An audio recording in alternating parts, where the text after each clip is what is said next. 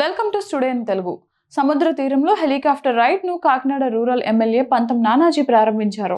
కాకినాడ రూరల్లో వాకలపూడి బీచ్ వద్ద పర్యాటకులకు అద్భుత అనుభూతిని అందించే ఏ స్క్వేర్ గో కార్టింగ్ లో హెలికాప్టర్ జాయ్ రైడ్ ను ప్రారంభించారు. ఈ సందర్భంగా రూరల్ ఎమ్మెల్యే పంతం నానాజీ నిర్వాహకులు తదితరులు ఆధ్వర్యంలో హెలికాప్టర్ జాయ్ రైడ్ ప్రారంభించి గగనంలో ప్రయాణించి సందడి చేశారు. ఈ సందర్భంగా ఎమ్మెల్యే మాట్లాడారు.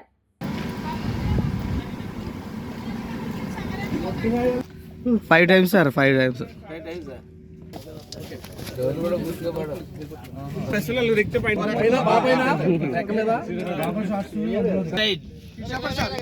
Happy joy ride. ఇలా కూడా ఒకసారి చెప్పండి సార్.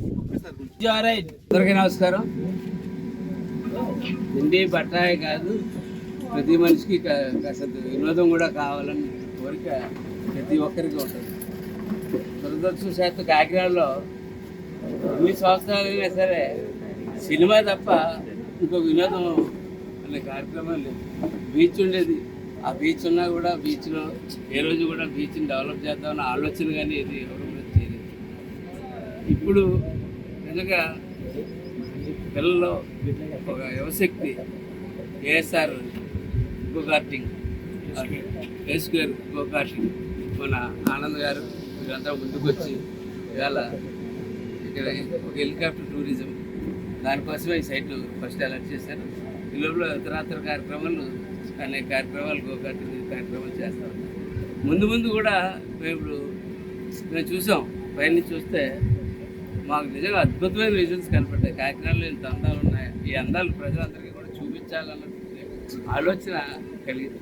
ఇందులో ఈ క్రీకుల్లో ఉన్నాయి, ఈ క్రీకుల్ని ముందు ఒక క్రీక్ కూడా తీసుకుని డెవలప్ చేసి ఒక బోర్డు షికార్ కూడా వెళ్ళడానికి వీలుగా చుట్టూ ఆహ్లాదకరమైన మొక్కలు వేసి ఒక ఫారిన్ కంట్రీలో ఉన్నట్టు లుక్ వచ్చేటట్టు తయారు చేసి, ఎందుకంటే వీళ్ళ ప్రతిభ ఉంది. ఎందుకంటే వీటిలో స్టార్టింగ్లో కొంచెం నష్టాలు ఉంటాయి, కానీ వాటిని తట్టుకుని నిలబడే శక్తి వీళ్ళకి భగవంతుడు ఇవ్వాలి, ఉందని కూడా నేను అనుకుంటా ఉన్నాను.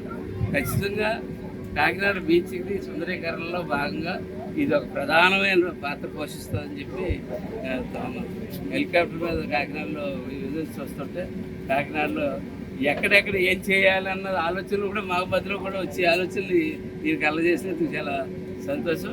ఇక్కడ మటుకు అయితే త్వరలోనే దీని మీద జిల్లా కలెక్టర్ గారితో డిసిఎం గారితో మాట్లాడి ఖచ్చితంగా ఆ ట్రిక్స్ కూడా డెవలప్ చేస్తామని చెప్పి తెలియజేసుకుంటూ త్వరలో కూడా ఈ బీచ్ను కూడా ముందు ఎదుర మన సూర్యారావుపేట దాటిన దగ్గర నుంచి ఎన్టీఆర్ బీచ్ దగ్గర నుంచి స్టార్ట్ చేసి లాన్స్ వేసి ఒక కార్పెట్ లాన్ యూరోపియన్ స్టైల్లో చిన్న హోటల్స్ అవి పెడదామన్నట్టు ఆలోచన కూడా ఉంది.